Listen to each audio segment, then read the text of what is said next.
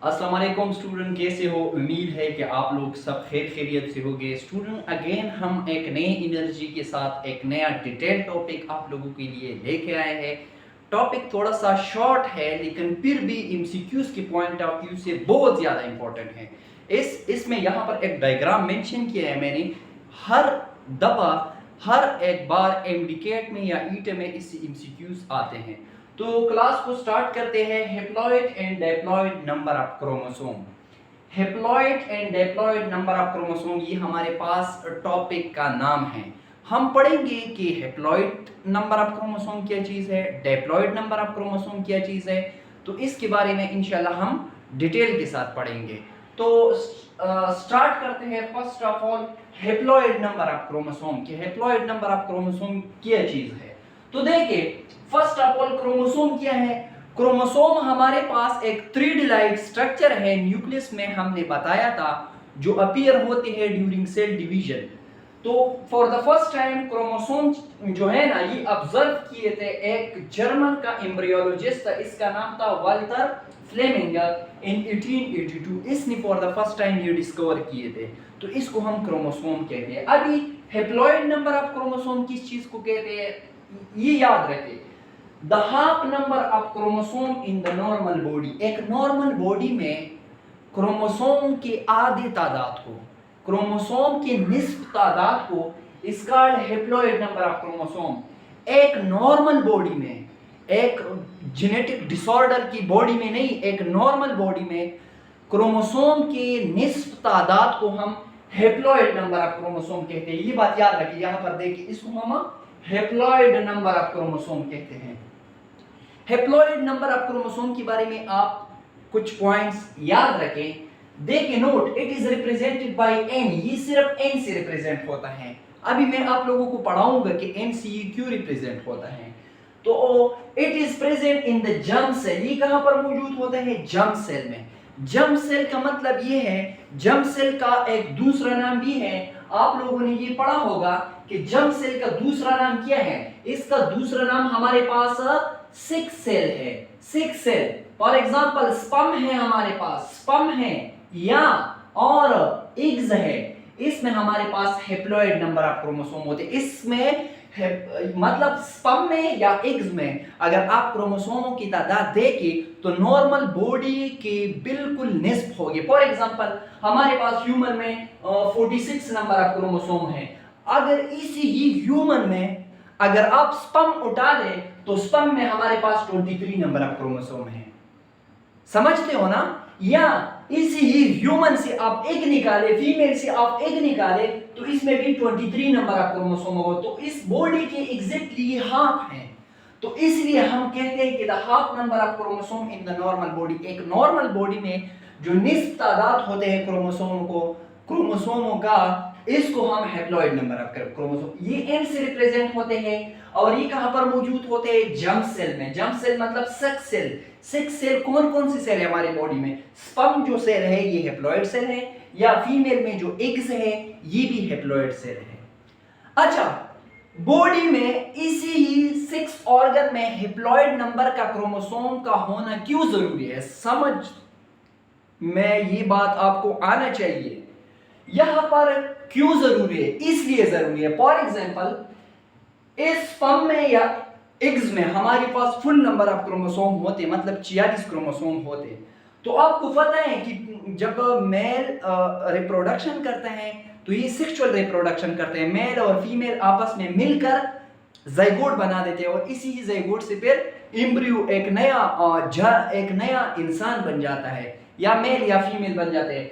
अगर इस स्पर्म में हमारे पास फॉर एग्जांपल 46 क्रोमोसोम होते, 46, और इस एग्स में भी 46 क्रोमोसोम होते, तो ये एग्स और स्पर्म मिलकर फिर तो ये क्या बना देता?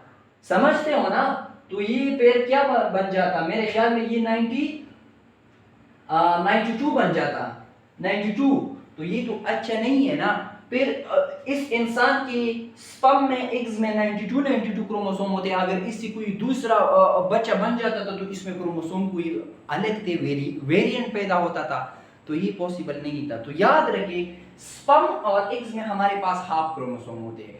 तो जब भी स्पर्म और एग्स मिलते हैं तो ये हाफ हाफ होते हैं, और ये हाफ हाफ जब मिलते हैं तो इससे 46 बन जाते हैं, तो ये एक ज़ाइगोट हो गया, तो इससे फिर इंसान बन जाता है। फिर जब इस इंसान में 46 क्रोमोसोम होते हैं, इसमें फिर जब स्पर्म बन जाता है, स्पर्म बनता है या एग्स बनता है, तो इसमें मियोसिस होकर इसमें फिर दोबारा हाफ क्रोमोसोम आते हैं और फिर वो मिलते हैं, वो फिर 46 बनते हैं, तो इसमें क्रोमोसोमों का तादाद हमारे पास सेम है।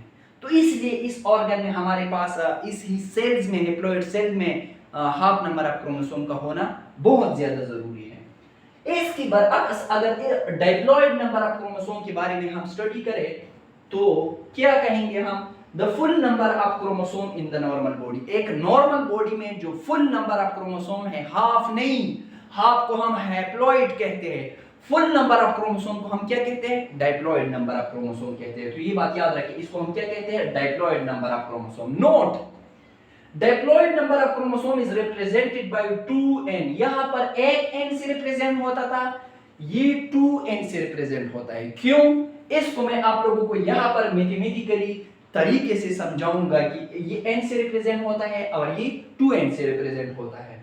ये कहां पर मौजूद होता है? It is present in the somatic या बॉडी सेल। सोमेटिक सेल को हम बॉडी सेल भी कहते हैं। स्पर्म और एग्स, स्पर्म या एग्स के अलावा हमारे पास बॉडी में जितनी भी सेल है, इसमें हमारे पास डिप्लॉइड नंबर ऑफ क्रोमोसोम है, मतलब फुल नंबर ऑफ क्रोमोसोम है। ये तो मैंने इंसान का स्टडी किया कि इंसान में 46 क्रोमोसोम है, किसी दूसरे ऑर्गेनिज्म में इससे वेरिएशन होता है, ये 46 फिर नहीं होते, ये ह्यूमन में सिर्फ और सिर्फ 46 होते हैं। तो इसको हम क्या कहते हैं फिर? डिप्लॉइड नंबर ऑफ क्रोमोसोम कहते हैं। अच्छा, ह्यूमन हैव 46 क्रोमोसोम, ह्यूमन में 46 क्रोमोसोम होते हैं। It is the example of diploid number of chromosome, इसको हम डिप्लॉइड नंबर ऑफ क्रोमोसोम कहते हैं। अगर the half of this is 23, तो ये 46 का हाफ जो है ना, ये 23 आता है। It is the example of haploid number of chromosome, तो इसको फिर हम क्या कहते हैं? हैप्लॉइड नंबर ऑफ क्रोमोसोम कहते हैं। मैंने आप लोगों को पढ़ाया कि डाइप्लॉइड 2n से रिप्रेजेंट होता है, हैप्लॉइड n से रिप्रेजेंट होता है, लेकिन स्मॉल n से, याद रखें। तो यहां पर मैं आप लोगों को समझाऊंगा, इस n का मतलब ये है number of chromosome, number of chromosome, इस n का मतलब नंबर ऑफ क्रोमोसोम, समझते हो ना? तो एक जब भी सेक्स होता है, जब भी सेक्सुअल रिप्रोडक्शन होता है, तो ये बात याद रखें, थ्राइस जो क्रोमोसोम है, थ्राइस वो मेल से आते हैं और थ्राइस जो है ना वो फीमेल से आते हैं। तो इसका मतलब ये है कि ये 2 है, एक मेल है और एक फीमेल है, दोनों से थ्राइस आते हैं। तो इसको जब मल्टीप्लाई करें तो हम इसके साथ 46 आते हैं, तो ये फुल नंबर ऑफ क्रोमोसोम, इसको हम डिप्लॉइड नंबर ऑफ क्रोमोसोम कहते हैं। अगर आप ये देखें तो यहाँ पर सिर्फ और सिर्फ n है, तो ये हैप्लॉइड नंबर ऑफ क्रोमोसोम, मतलब सिर्फ और सिर्फ 23 है। यहाँ पर भी हमने 23 फुट किया था, लेकिन यहाँ पर 2 थे, इसको 2 को हमने 23 के साथ मल्टीप्लाई किया था, वो 46 आए।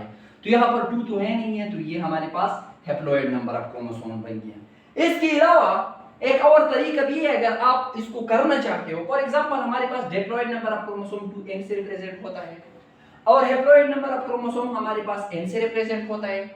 तो यहां पर देखे, अगर इसको मैं खत्म करना चाहूंगा, इसको n को लेके आऊंगा, तो इसका मतलब ये है कि इसको मल्टीप्लाई करूंगा 2 से, यू 2 के साथ खत्म हो जाएगा, तो ये हमारे पास n बन जाएगा। तो इसका मतलब ये है कि अगर आप फुल नंबर ऑफ क्रोमोसोम को 2 पर डिवाइड करें तो इससे हैप्लॉइड नंबर ऑफ क्रोमोसोम बन जाएगा। एक ऑर्गेनिज्म में जब आप फुल नंबर ऑफ क्रोमोसोम 2 पर डिवाइड करें तो इससे जो भी आता है इसको हम हैप्लॉइड नंबर ऑफ क्रोमोसोम कहते हैं। अच्छा, क्रोमोसोम के बारे में कुछ पॉइंट्स मैं आपको मेंशन करने जा रहा हूं। यहां पर क्रोमोसोम हमारे पास बना होता है 2 आर्म लाइक स्ट्रक्चर से। एक आर्म ये है इसका, एक आर्म ये है। फॉर एग्जांपल, एक आर्म हमारा ये है और एक आर्म ये है। क्रोमोसोम के भी इस तरह के आर्म होते हैं, एक आर्म ये हो गया और एक आर्म ये, इसको हम क्रोमेटिड कहते हैं। तो ये बात याद रखिए, each chromosome is composed of a 2 identical strand is called chromatid। ये क्रोमेटिड किस चीज से बना होता है? ये क्रोमेटिड हमारे पास प्रोटीन से बना होता है, प्रोटीन से, और इसके अलावा ये डीएनए से बना होता है। किस चीज से? डीएनए से। लेकिन ये कौन सा प्रोटीन होता है? ये हिस्टोन प्रोटीन होता है, हिस्टोन। ये बात याद रखिए, ये एमसीक्यूज के पॉइंट ऑफ व्यू से बहुत ज्यादा इंपॉर्टेंट है। तो ये 2 आर्म्स हैं जिसको हम क्रोमेटिड कहते हैं। These two chromatid are joined at a point. ये दो क्रोमेटिन जो है होते हैं, ये आपस में ज्वाइंट होते हैं एक पॉइंट पर। इस पॉइंट को इसका सेंट्रोमियर, इसको हम सेंट्रोमियर कहते हैं, या इसको हम प्राइमरी कंस्ट्रक्शन भी कहते हैं, इसको हम काइनेटोकोर भी कहते हैं। याद रखें। तो एक क्रोमोसोम में क्या चीज होता है, सेंटर में एक नोड लाइक स्ट्रक्चर होता है जिसको हम सेंट्रोमियर कहते हैं, और इससे दो आर्म्स होते हैं जिसको हम क्रोमेटिड कहते हैं। ये क्रोमेटिड जो है ना प्रोटीन और डीएनए से बना होता है। वो कौन सा प्रोटीन होता है, हिस्टोन प्रोटीन होता है। तो याद रखिए यहाँ पर क्रोमोसोम का हमने क्लासिफिकेशन किया है, 4 टाइप्स है क्रोमोसोम के, लेकिन किस चीज के बारे में, किस चीज के बेस पर, इस सेंट्रोमियर के बेस पर। सेंट्रोमियर के बेस पर हमने क्रोमोसोम को 4 कैटेगरी में डिवाइड किया है। एक क्रोमोसोम को हम कहते हैं, ये याद रखें, मीटासेंट्रिक। मीटासेंट्रिक वो क्रोमोसोम होते हैं जो सेंट्रोमियर सेंटर पर मौजूद होते हैं। एक तरफ भी इक्वल डिस्टेंस होता है क्रोमेटिड का और दूसरी तरफ भी इक्वल डिस्टेंस होता है। जब सेंट्रोमियर हमारे पास सेंटर पर मौजूद होते हैं तो ऐसे क्रोमोसोम को हम मीटासेंट्रिक क्रोमोसोम कहते हैं। अगर ये सेंट्रोमियर सेंटर से स्लाइटली अवे होता है, स्लाइटली अवे, थोड़ा सा सेंटर से एक तरफ होता है, तो इसको हम फिर सब मीटासेंट्रिक क्रोमोसोम कहते हैं। सब मीटासेंट्रिक, या एक क्रोमोसोम में हमारे पास जो सेंट्रोमियर होते हैं वो नियर द एंड होता है, ये एंड की तरफ नजदीक होता है, लेकिन एंड पर नहीं होता है, एंड की तरफ नजदीक होता है, तो ऐसे क्रोमोसोम को हम एक्रोसेंट्रिक क्रोमोसोम कहते हैं। और वो क्रोमोसोम जिसमें हमारे पास सेंट्रोमियर बिल्कुल एक साइड पर होता है, ऐसे किस्म के क्रोमोसोम को हम टीलोसेंट्रिक क्रोमोसोम होते हैं। लेकिन ये हमारे पास not present in human, not present in human, ये ह्यूमन में नहीं होते हैं। नॉट प्रेजेंट इन ह्यूमन, ये ह्यूमन में नहीं होते। ह्यूमन में हमारे पास ज्यादातर जो है ना ये मेटासेंट्रिक या सब मेटासेंट्रिक क्रोमोसोम होते हैं। ये बात याद रखें। तो ये बात आपको समझ आया। तो यहां पर फिर मैं आऊंगा कि ये chromosome for the first time किसने देखे थे, जर्मन का एक एम्ब्रियोलॉजिस्ट था, वेल्टर फ्लेमिंग इसका नाम था। ये 1882 में इसने डिस्कवर किए थे, फॉर द फर्स्ट टाइम इसने देखे थे। और इसके बाद वेल्डियर आपने पढ़ा होगा क्लास 10 में, उसने फिर क्रोमोसोम का नाम दिया। क्रोम का मतलब इसने कहा कि कलर है, सोमा का मतलब बॉडी है, तो ये कलर बॉडी है। याद रखें ये क्रोमोसोम जो है ना ये कंडेंस फॉर्म में इस वक्त आते हैं जब सेल डिवाइड करता है। सेल डिवीजन से पहले ये हमारे पास, इसको हम क्रोमोसोम नहीं कहते, इसको हम क्रोमेटिन नेट कहते हैं। ये बात याद रखिए, ये हमने क्रोमोसोम में किया है। ये जो टॉपिक है, ये जो डायग्राम है, ये एग्जाम के पॉइंट ऑफ व्यू से बहुत इंपॉर्टेंट है। कैसा आपको आएगा कि पेनिसिलियम, ये हमारे पास एक फंगस है जिससे हम पेनिसिलिन ड्रग्स को भी ऑब्टेन करते हैं। इसमें कितने क्रोमोसोम है, तो इसमें 1 पेयर क्रोमोसोम है। 1 पेयर का मतलब ये है कि 2 क्रोमोसोम है, तो इसमें 2 क्रोमोसोम है। ह्यूमन में 46 है। वीट जिसको हम क्या कहते हैं, ये गंदम जो होते हैं, इसमें 42 क्रोमोसोम है। गार्डियन पी में 17 है। ड्रोसोफिला या फ्रूट फ्लाई इसमें 8 क्रोमोसोम है। चिंपैंजी में 48 है। ओनियन जो सेल है, ओनियन जिसको हम प्याज कहते हैं, इसमें 16 है। फ्रॉग में 26 है। पोटैटो में भी 48 है। और पीजन में हमारे पास 80 क्रोमोसोम है। तो ये बात याद रखिए, ये डिप्लॉयड का मैं सॉरी इसको मैंने पेयर के पॉइंट में नहीं डिस्कस किए थे। अगर इसके पेयर आप देखें तो ये 1 पेयर है। ह्यूमन का देखें तो ये 23 पेयर है। 23 पेयर का मतलब ये है कि 23 जोड़ है, तो जोड़ों का मतलब ये है कि ये 46 बन गए। याद रखें। एक और बात भी मैं अब आप लोगों को यहाँ पर मेंशन करने जा रहा हूँ, एक के बाद दूसरा पॉइंट मुझे याद आता है। फॉर एग्जाम्पल हमारे पास ह्यूमन में यहाँ पर ये मेल है 23 क्रोमोसोम है, और यहाँ पर ये फीमेल है, इसमें भी 23 क्रोमोसोम। याद रखें इस मेल में जो 22 क्रोमोसोम है ये सोमेटिक क्रोमोसोम है, बॉडी क्रोमोसोम है। इस फीमेल में भी जो 22 क्रोमोसोम है वो बॉडी क्रोमोसोम है। और इसमें जो एक क्रोमोसोम है मेल में ये 6 क्रोमोसोम है, और इसमें भी जो एक क्रोमोसोम है ये 6 क्रोमोसोम है। याद रखें ये 6 क्रोमोसोम किस फॉर्म में है, मेल में ये XY के फॉर्म में है, और मेल में ये किस फॉर्म में है, ये XX के फॉर्म में है। अगर मेल से X आ जाए तो यहाँ पर फीमेल में तो दोनों X है, एक X इसके साथ मिल जाएगा, XX हो जाएगा, तो ये फीमेल बन जाता है। तो हम कहते हैं कि फलानी आदमी का बेटी पैदा हुई। और जब इस मेल से ये एक्स आता है तो ये किसी इसमें कोई भी एक्स ये फर्टिलाइज होगा तो इससे एक्स वाई बन जाता है, तो इससे फिर बॉयज बन जाता है कि हम कहते हैं कि फलाने आदमी का बेटा पैदा हुआ।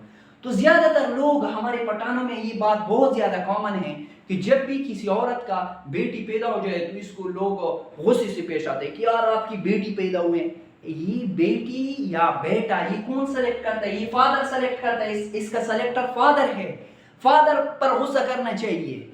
ये मदर का इसमें कोई वो नहीं है, कंट्रीब्यूशन नहीं है।